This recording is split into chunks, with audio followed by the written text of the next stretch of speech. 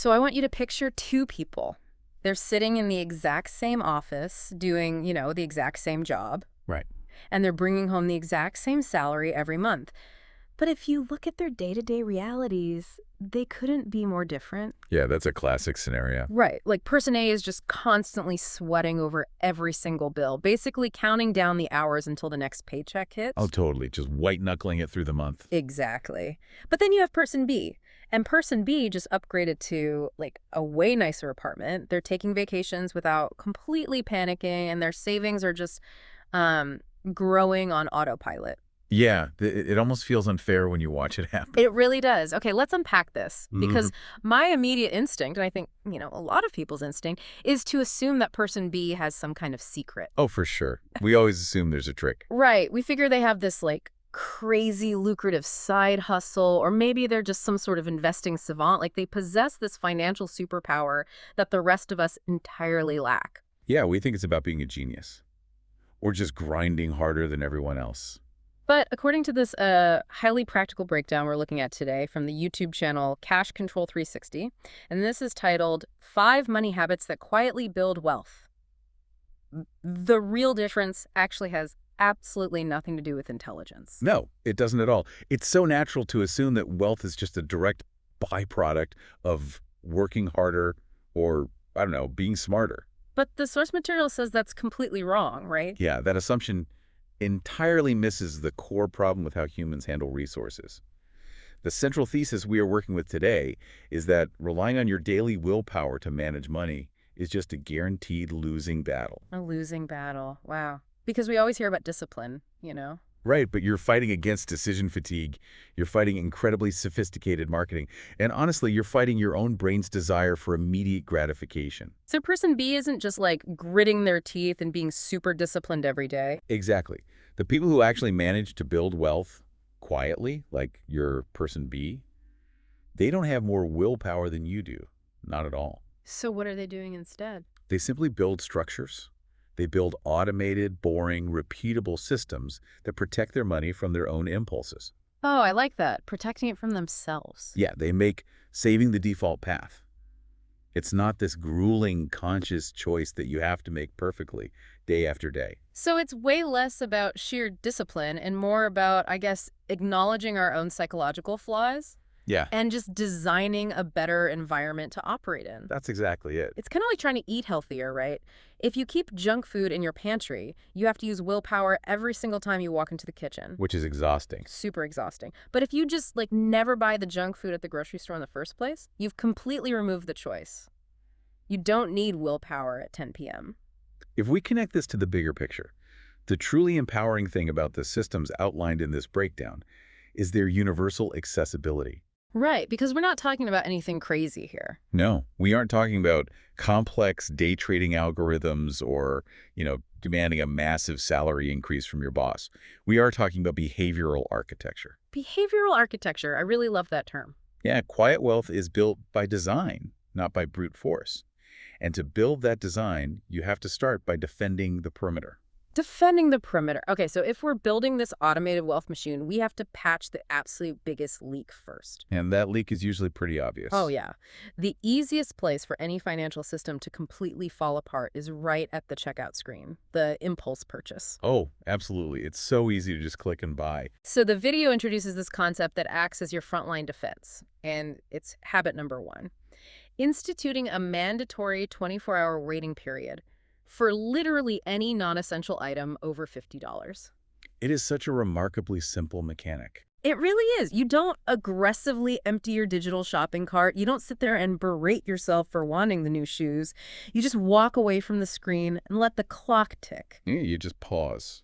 I kind of view it like installing a digital speed bump. You aren't permanently barricading the road. You're just forcing the car to slow down for a split second before it barrels through the intersection. That speed bump analogy is crucial, actually, because it addresses the underlying neuroscience of shopping. Wait, neuroscience? Like what's actually happening in our brains? Well, think about why we buy things on impulse. Yeah. It's not necessarily because we legitimately need the item. It's because clicking buy now triggers this massive dopamine spike. Oh, right. The thrill of the purchase. Exactly. And retailers know this. They spend billions of dollars removing every ounce of friction from the buying process. Like one-click purchasing and saving your credit card info. Yes, all of that is designed to let you ride that dopamine wave straight through the checkout before you can change your mind. So the 24-hour rule just messes up their plan. Precisely. By enforcing a 24-hour pause, you are artificially reintroducing that friction. You aren't even telling yourself no, which is great because saying no often just triggers a feeling of deprivation. Right. Nobody likes feeling restricted. You are simply forcing the dopamine to metabolize. I've actually noticed this in my own life, honestly. If I leave like a jacket or some cool gadget sitting in an online cart half the time, by the next morning, I've completely forgotten the item even existed. Exactly. The heat of the moment just completely dissipates. It's wild how fast you stop caring. And if 24 hours pass and you legitimately still want the item and it actually fits your budget, you buy it. You've simply injected intentionality into the process. Okay, but does this actually save that much money? The math behind this behavioral tweak is what is truly staggering. The breakdown notes that the average person spends between $300 and $500 a month on impulse buys alone. Wait, really? Up to $500 a month just on random stuff? Yeah, just on impulses. That is a massive chunk of an average paycheck just evaporating on things we probably barely remember buying. It really is. But by implementing that single simple speed bump, the data suggests you can comfortably cut that number in half. So that puts, what, an extra $200 back into your pocket every single month? Yep, purely by manipulating time, without ever opening a budget spreadsheet. Okay, so you've introduced friction, you've stopped the bleeding at the checkout screen, but what about the money that actually survives that 24-hour gauntlet? Right, because saving it from the cart isn't enough. Yeah, because human nature dictates that if money just sits around in a checking account, it magically finds a way to get spent on something else. It absolutely does. So how does the breakdown suggest we protect the money from ourselves once we've actually saved it? Here is where you have to flip the traditional script completely on its head. Habit 2 is about automating the capture. Okay, automating the capture. Yeah, because most people operate on what we call a leftover model.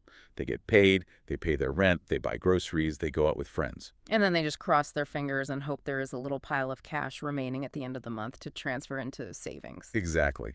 And spoiler alert, there's almost never anything left. Never. It's Parkinson's law applied to personal finance. Like, our expenses will always expand to consume the exact amount of income we have available. That is the exact trap. Because whatever is visible in the checking account feels like available spending money. So how do we fix that? The solution provided by Cash Control 360 is to bypass the choice entirely. The very moment your paycheck hits your bank account, a predetermined portion of it must automatically route directly to your savings.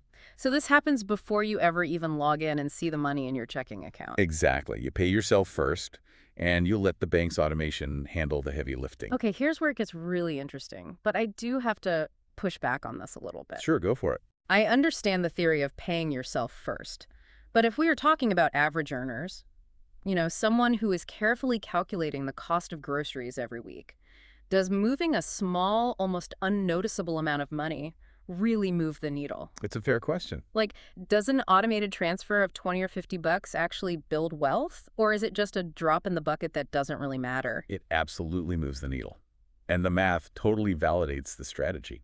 The problem is just that humans are terrible at conceptualizing compound growth and long-term accumulation. We just can't visualize it very well. Right. If you set up an automatic transfer of just $50 a week, an amount small enough that you can likely adapt to missing it, without severe lifestyle changes that build into $2,600 a year. Over $2,500, just quietly running in the background while you sleep. Exactly. And the psychological relief is arguably more valuable than the money itself. How so? Well, when you automate the transfer, you entirely eliminate the need for grueling discipline. You don't have to wake up every morning and consciously choose to be responsible. Which goes back to the willpower thing. Yes. When you remove the choice, you remove the possibility of making a mistake. You are bypassing your own brain's desire to spend the money because the money is already gone. You're essentially hiding your own money from yourself. I love that. It's the ultimate life hack. Okay, so at this point in our architecture, we've stopped the daily impulse leaks, and our savings are securely locked away in the background. Yep, the foundation is set. But that still leaves the rest of our money. The daily operating budget sitting in our checking account for rent, food, and just life. Right, the money you actually need to spend. Exactly. How do we keep that money on track without obsessing over every single penny? Because nobody wants to live inside a complex spreadsheet manually categorizing every single coffee Oh, purchase. absolutely not. That just sounds exhausting. Right. It's completely unsustainable. And it is exhausting. Hyper-tracking every penny is the fastest path to financial burnout. It's the equivalent of a crash diet, where you weigh every grain of rice. Eventually, you snap and binge. Yeah, you just give up entirely. So the breakdown offers a much more sustainable solution. Habit 3, a weekly 10-minute money check.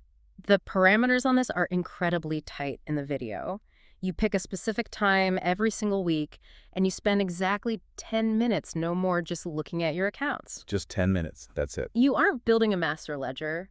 You are simply observing the flow. You look at what came in and what went out over the last 7 days. It's about awareness, not restriction. It reminds me of checking the rearview mirror while you're driving. You definitely shouldn't be staring at it constantly or you'll crash into the car in front of you. Right. But a quick glance every few minutes keeps you aware of your surroundings and ensures you aren't slowly drifting out of your lane. That's a great way to look at it.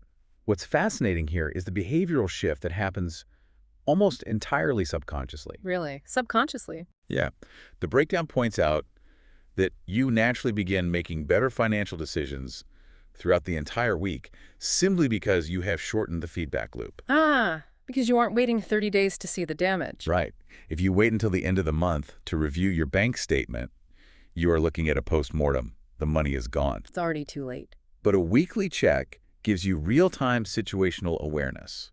You notice that you ordered takeout like 3 times this week, or you spot a streaming subscription you thought you canceled. So you catch those tiny financial leaks while they are still tiny, before they balloon into major structural problems. Exactly. It keeps you engaged with reality without draining your energy. Okay, so these first 3 mechanisms, the speed bump for impulses, automating the capture, and the weekly rearview mirror glance, they perfectly secure the money you currently make. They lock down your current baseline, yes. But careers don't usually stay static. We progress.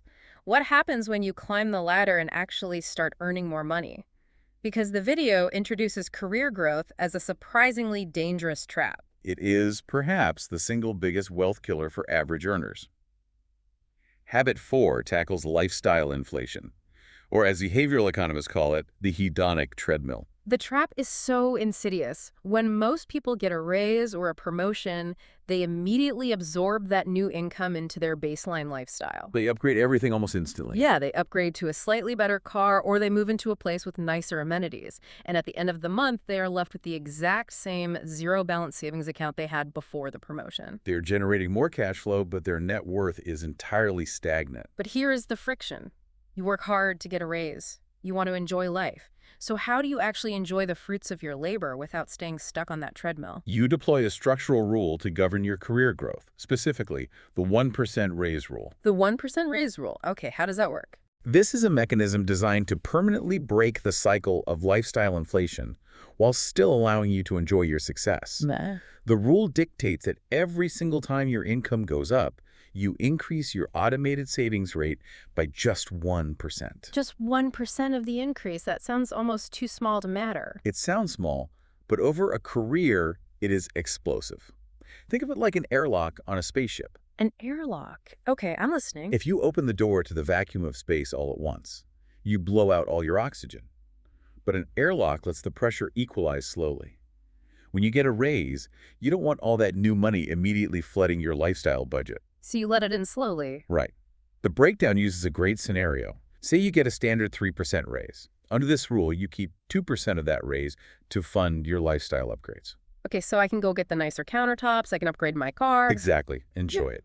But you take that remaining 1% and you direct it straight into your automated savings bucket. So you aren't punishing yourself for succeeding. You still get the psychological reward of the extra spending money, which keeps you motivated at work. Precisely. You feel the win. But here's the massive long-term mathematical impact. Because you are consistently skimming that 1% off the top every time your income bumps up, your overall savings rate accelerates incredibly fast. Because it compounds over multiple raises? Yes. The breakdown shows that by doing this, an average earner's savings rate can actually double in as little as 5 years. That is wild. You are essentially tricking yourself into saving drastically more money over time without ever feeling a sudden pinch in your daily lifestyle. You're climbing the corporate ladder and actually dragging your net worth up the rungs with you. It makes perfect mathematical sense. But humans are emotional creatures. Math is logical, but we are driven by feelings and stress and anxiety. We certainly are. How do we stay motivated to maintain these quiet background systems for years and years on end without losing steam? Like, how do we not just get bored and turn the automation off? That is exactly where the final piece of the architecture comes in. The breakdown addresses the human element with habit 5, the future self account. The future self account. This was one of the most intriguing concepts in the source material for me. It provides the emotional anchorage necessary to make the abstract math feel intensely real. Right. The instruction is to open a completely separate, distinct account and label it with your actual specific goal. Not just generic savings. Yeah, so instead of your bank dashboard just saying savings account 2, you literally name it first home down payment or early retirement. Words carry psychological weight. Giving the money a specific, highly desirable purpose changes how your brain categorizes those funds. But there is a very strict rule attached to this account that I really want to challenge. Okay, let's hear it. The video states that every month something goes into this account, but absolutely nothing ever comes out. Like, ever. That is the rule. But let's be real for a second. Life is chaotic. What if my car transmission violently explodes on the highway? Or what if I hit a wall at work and desperately need a sudden mental health vacation? Can I really not touch this money? The framework is absolutely uncompromising on this point. It strictly dictates that this is the one account that does not bend for vacations, and it does not bend for emergencies. It's not even emergencies. No. If your transmission explodes, that is what a general emergency fund is for. But the future self account has a rigid one-way door. Money goes in. It never comes out until the ultimate goal is fully funded. That feels incredibly rigid, though. Why not allow for a little flexibility, just in case? Because flexibility destroys the psychological contract you make with yourself. The breakdown leans heavily into behavioral boundaries. Watching that specific named number grow is what makes wealth feel tangible. So if you mess with it, you ruin the illusion. Basically, if you dip into your first home fund to pay for a weekend trip to Vegas, you aren't just losing the money, you are breaking the momentum. You teach your brain that the boundary is fake. Ah, I see. And once the brain knows the boundary is fake, the whole system is compromised. Exactly. But when you protect it fiercely, wealth stops being this distant, abstract fantasy. It becomes a measurable reality. You log in, you see the number getting closer, and that triggers a deep sense of security. And progress. It gives you the emotional endurance to keep all the other automated systems running year after year. Okay, so what does this all mean for you, the listener? Let's bring this all together. It's a lot to take in, but it's very actionable. By combining these 5 specific mechanisms from Cash Control 360, you are fundamentally rewiring your financial environment. You use the 24-hour speed bump to kill impulse purchases and let the dopamine drop. You pay yourself first to capture the money before Parkinson's law eats it. You deploy a 10-minute weekly check to maintain real-time awareness without spreadsheet burnout. You use the 1% raise airlock to ensure your wealth scales alongside your career. And you build a one-way future self account to anchor yourself emotionally to the finish line. You replace the exhausting daily requirement of willpower with a machine that just hums quietly in the background. The people you see effortlessly building wealth, they aren't magically smarter than you. They just started building this architecture sooner. That's the real secret. So the question for you is, which of these 5 habits are you going to implement this week? And just as a mandatory note, as stated by the original creator, Cash Control 360, all of this content is for educational purposes only and is not financial advice. Please always consult a qualified professional for your specific financial situation. Absolutely essential reminder. Keep yourselves protected. But before we wrap up, I want to leave you with a final thought to ponder, something that takes these concepts a step further. We've spent this entire deep dive talking about money. But what if we applied this exact same behavioral architecture to our time and our attention? Oh, wow. That is a really fascinating pivot. Our time. Think about the parallels. Imagine setting a strict 24-hour rule before you allow yourself to download a new, highly addictive social media app. Let the dopamine urge pass. Oh, that's so good. Or imagine applying the concept of paying yourself first to your daily schedule. literally blocking out the first hour of your morning entirely for your own physical or mental goals before you hand over a single ounce of your attention to your boss's demands in your inbox. Because the inbox will just consume whatever time is available, like Parkinson's law. Exactly. If daily willpower is failing us with our money, it is almost certainly failing us with our time, too. That is a phenomenal point. Time is just another finite currency we are desperately trying not to squander. Probably the most important currency we have. Definitely. So the next time you find yourself stressed out, looking at someone else who seems to be effortlessly cruising ahead, whether they are wealthy with their finances or wealthy with their free time, remember those two coworkers we talked about at the beginning? The difference isn't magic. It isn't a superpower, it's just a better machine. And it's a machine you can start building today. Thanks for joining us on this deep dive. We'll catch you next time.